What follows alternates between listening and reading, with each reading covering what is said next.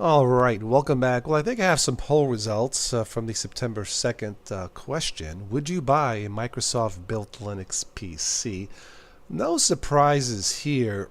Excuse me. I'm still trying to get my voice back.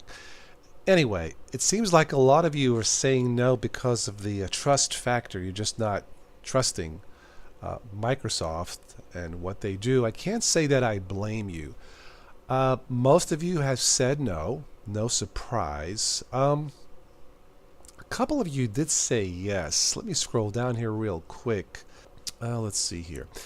All right. If the internal hardware is upgradable, I will buy yes.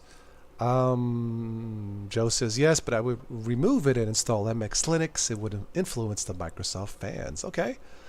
Uh, but yeah, just to be brief, a lot of you are saying no because you just don't trust Microsoft, and I completely um, understand. So the answer is basically no, you would not buy a Microsoft built Linux PC probably at any price. All right, look, I hopefully I'll get my full voice back this weekend. We can do an update on the latest controversy for the Linux Code of Conduct.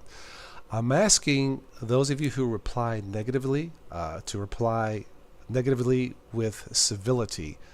A lot of the comments, well, not a lot, about 10 comments are being flagged, held for review. I won't delete them.